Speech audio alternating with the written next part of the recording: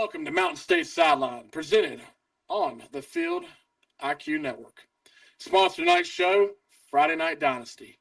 Get on it and have some fun with it. I am Coach Mike Linkenoger. My co-host too beside me is Mooney. Brother, how's it going this evening for his first episode? Good, excited, really excited to talk some football. Yeah, that's what we're here to talk about. We're talking about high school, specifically West Virginia high school football. We both have a passion for it. We've both played. We've both had a great time with it. And we just want to give another opportunity to share these young men that are trying to make a name for themselves with their teams and eventually as players. I think it's going to be an awesome opportunity to showcase who they are, what all these teams around the state have, share what the coaches are doing to get their teams better, and positioned to be down in Charleston come December. I'm pretty excited for the idea that we're going to present through this, and I think it's just going to be an awesome time.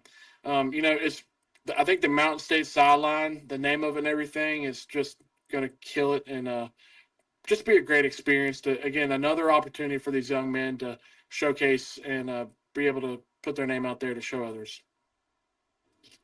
Yeah, it's all about exposure. Kids chase exposure. Parents want their kids to chase exposure and get offers and whatnot. So, like you said, this would be a great way for kids to get exposure and just bring coverage to teams and players that they deserve. Yeah, especially man, sometimes the teams like a Tucker County doesn't get too much love, or sometimes maybe where East Hardy's all the way in the Panhandle, they don't get much love, or even go on down to even possibly Mountain View or Riverview, they might not get much love, and maybe they're about to have a good year and we don't know it. And this is another place to give them an opportunity to kind of that we can share out and give them a little bit of love here. So the big segment that I think we need to go into to start out with, and it's just something everybody gets excited for, is that first hit against another team. And this past weekend, they had the first scrimmages of the season. From a coach's perspective, I coach high school and middle school football for a good bit of time, and you could never really go after the first scrimmage. It's more of a learning tool, a learning curve. Sometimes it could be good, sometimes it could be bad.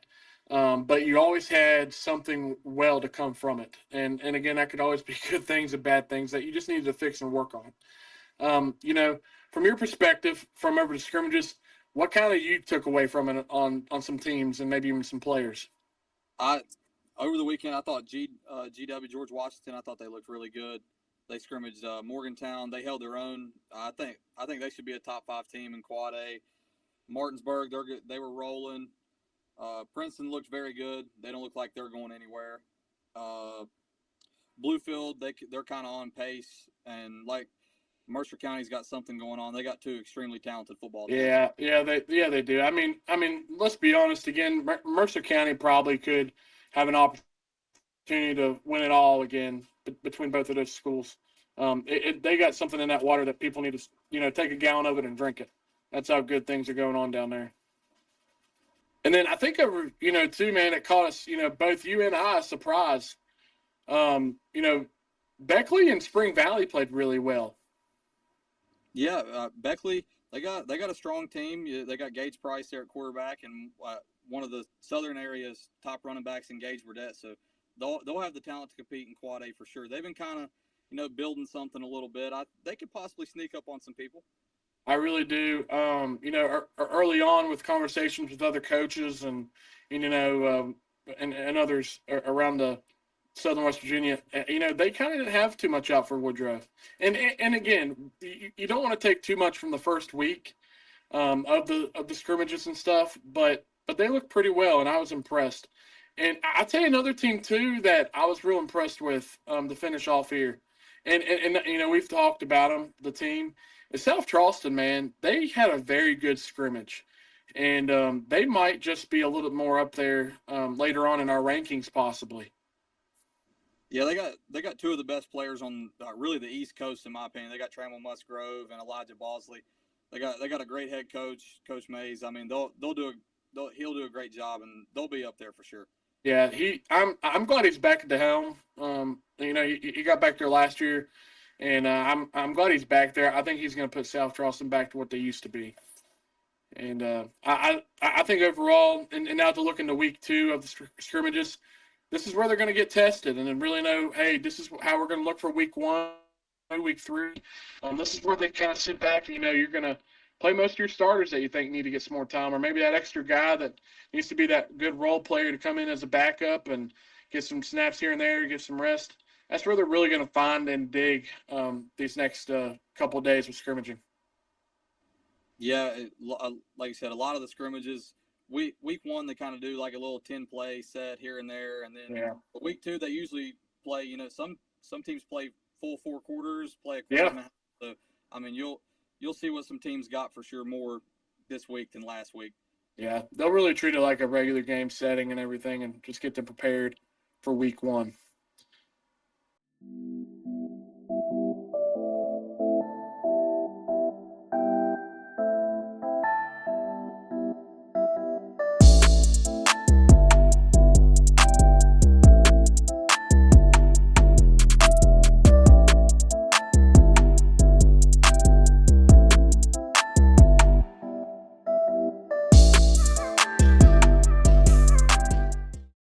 And now, for our second segment, we had a little fun with this.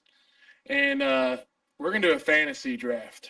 And earlier, we did a little randomizer and spin that wheel. I was on the other half, Mooney's on the other half, and he got first pick for quarterback. And, sir, what you got for first pick for the Mountain State Sideline 2026 fantasy draft? My first pick, I went with Max Simpson, quarterback from Bluefield. Like I said, he's one of the state's top signal callers. That offense will put up a lot of points. He's got a lot of weapons. So, I mean, put that many weapons around a guy that can throw the football like that, it'll be a pretty elite unit to stop. Yeah, and to go back over the scrimmage that we just talked about on the other segment, they had a great scrimmage. I mean, I know we talked about it earlier, but he threw the ball well, and that's a great first pick by you right there. On my quarterback pick, I'm gonna go Colton Robertson from Pendleton County. I'm telling you, man, this young man is gonna have a special season as a junior. It's crazy that this kid's a junior too, and same thing for Max. It's crazy that these both kids are juniors, and we're gonna maybe have another year of them next year. And then I'm gonna go, since you picked first for, the quarterback. I got the opportunity to do it for the first pick for running back. I got David Robinson Jr. for Hoover. I think coming from Capital, going on up the road to Elkview, I think he's going to have an awesome year at the running back position. He's already signed to Army, and I believe that he's going to have a fantastic season. Yep, and in that offense, Coach Fields, he wants to run the football first. I mean, they have all the weapons to throw the ball, but if he can impose his will on you and run the football down your throat, that's what he's going to do. Absolutely. I'm going to let you flip back, and you had the first pick for wide receiver. For my receiver, I went with Boston Todd from Martinsburg. Awesome pick. He's the state's top wideouts. I mean, he's extremely talented. He's fast as anything. I mean, he can get on top of you quick. Yeah, later down in another segment, I got him somewhere else. But I'm going to go for wide receiver. I'm going to go Hayden George for University. I think University's, set up to have a great year, and I think he's set up to have an awesome season for himself. And then we're going to drop down to DB. We're going to stick in the Morgantown area for DB, and I'm going to go Rudy Carlo. I think he's had some good stuff over the summer. He had great tape last year, and I think he's going to continue for a senior season to have another great season for himself. Yep, he's a transfer in from Fairmont Senior. Yep. He's a stud. He'll lift that defense up in a tremendous way. Yeah. And then who you got for linebacker? For my linebacker, I went with Trammell Musgrove from South Charleston. Like I said earlier, he's one of the top players on the East Coast. I mean, he'll add an extreme boost to that South Charleston defense for sure. Yeah, that's who I wanted to pick. But since you got that pick, and I stayed a little bit back to the home of Fayette County, I went with Cade Compton, Oak Hill. Man, he puts in work like no other, and comes from a great family. Just personally knowing them, and I think he's gonna have an awesome senior year. He's got a few offers from some of the Southern MEC conference colleges, So I think he's going to have another good season and be a real big leader for Oak Hill this year. And I got for defensive line, I picked Miles Terry from South Charleston, man. I think he's going to have a pretty good year. Yeah, that South Charleston squad is going to be. Honestly, I think they could sneak into December if people don't keep an eye on them. 100%. I believe it. You're exactly right. Who and who do you have for defensive line down there, man?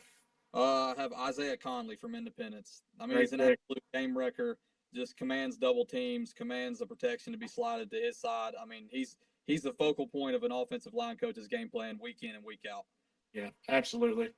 I'm gonna go with the finish it off of our 2026 Mountain State Sideline fantasy draft. I'm gonna go with on the special.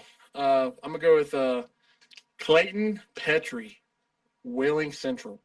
I remember last year he had some really good kicks, and then I seen him over in the Coalfield when he did some stuff and how they highlighted him and everything really well. I thought that was a great showing for him. So that's why I decided to pick him. That this it's kind of hard to pick sometimes. The best kicker, but when you see some different things that they do and kind of catch some highlights of them kicking, that's who I went with. Yeah, he kicked extremely well at the Coalfield Showcase, and I mean he showed out as one of the state's top specialists. I mean he'll be good. Yeah. Who you have for your final pick of the Mountain State Sideline Fantasy 26 draft? For my kicker, I went with Micah Cuthbert from Independence. That's a great pick, man. He's going into his senior year. He can hit kicks from middle to both hashes. He can take it all the way back to like 44, 45 yarder. I mean, he's looking to break the school record at Independence this year. Yeah.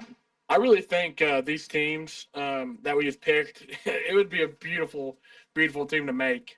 I think it would be an excellent, fun time to it's kind of like we just picked our North and South team for the summertime, pretty much. So it'd be kind of cool to see if this would work out like a cool kind of like how they did 7-on-7 after with flag football after the season in the NFL. It'd be kind of cool if they did something like that indoors, and maybe that could be a further idea down the road for us.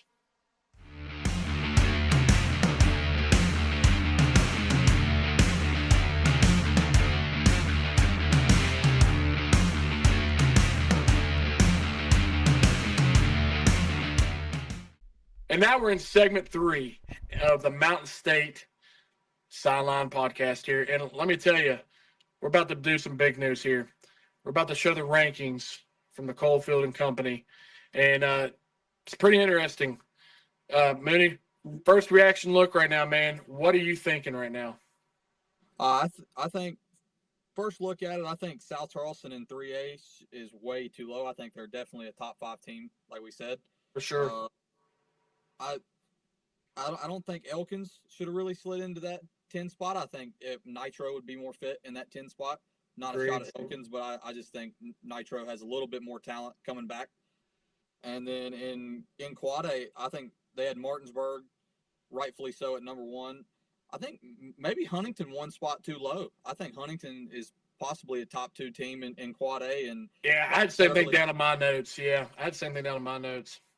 Yeah, like we said earlier, and I think G-Dub is a very good football team, and I think they should be in the top 5 for sure in Quad A. Yeah, absolutely. Especially, again, we talked about week 1. You don't really know anything, but they had a great week 1 with the scrimmage, and they're probably going to have another great week with week 2. Now, on mine, I'm kind of break down a little bit like that really – something that really got to me. I'm going to take it to – I'm going to go and start out with single A. Something that really got to me – I just don't think James Monroe should be in there, man. I don't. They're going to have Hines, and they got a good lineman up front, and they have really good line up front. But besides that, I just don't think they're going to have a good year. So I don't see them should be in the top 10. And who I think should replace them is throwing in Petersburg. I think they need to be up there in the top 10, somewhere in there. Maybe just replacing them at 9 with James Monroe. And the only other hot take I have is with single A. And I really think Pendleton County and Wahama need to switch. As simple as that. Pendleton County really did have a good game with Wheeling Central last year. And I think they're going to put them up a good fight again. And maybe even by the end of the year, they could be the number 1 and not Wheeling Central. Man, you got any other hot takes or anything with the rest of this? I'll add one in single A. I think East Hardy should be in the top 5. Yeah, It maybe even in the top 4. Honestly, they have a lot of talent coming back. They always play really hard, and I think they'll be a semifinal team in Class A for sure. for sure. And they're not getting enough credit. We even talked about earlier when I first spoke in the intro. East Hardy just doesn't get enough love sometimes, and they should probably switch out with Cameron right there. I agree with you 100%, man. And this again. Sometimes in this rankings, number one might, and sometimes these number ones, number twos might not even be a number one, number two by the end of the year. It's just how it sometimes works, and that's what you love about football and all other sports. But yeah, I think what we got here with these rankings is an awesome reaction, an awesome. The 1 through 10, anybody could pick these really well, but I think this sets up for a good start off week 1 for people to see who could be the best top 10 of the season. And now for our last segment, the 2-minute drill. Hey, I love the 2-minute drill. I love either going into the half or going into the game. You're trying to win and score, or maybe getting extra points going into half. I love it. Moody, you ready to go after it? Yep. All right, let's take that breath. Let's get in the huddle on a 3, 2, and a 1. I got for the Kennedy, Maddox, Twig. I got Max Simpson. For the Moss, I got Hayden George. I got Boston Todd. For the Warner, I got Braden Tyler. I also got Braden Tyler. For the House, I'm going to pick up off your Kennedy and go Max Simpson. I got Brian Dick. For Huff, I got Brooks King. I got Isaiah Conley. And to finish off this 2-minute drill, Gatorade Player of the Year, Boston Todd. I got Maddox Twig. And we ended. Hey, I think we might have just scored like 7 points in probably about 30 seconds with that 2-minute drill right there. Folks, this is awards that they give out for the football, for the high school, for WV high school football. They have some more, but those are the main ones. And that's who me and Mooney decided to pick off that 2-minute drill. I really hope you've enjoyed this episode of the first episode of the Mountain State Sideline, presented by Field IQ. And I hope that you all have had a wonderful day, and appreciate you listening on. Mooney, got anything to say? Nope. I hope you guys really enjoy the show. We're looking to get kids exposure, so hopefully you guys enjoy it. Yeah, we're going to look on the next week, have a couple other preview shows, and I'm excited to put that out coming up next week. Again, I'm Coach Mike. This is Mooney, and this is the Mountain State Sideline Show. Appreciate you. Have a good evening, good night, wherever you're watching. God bless you.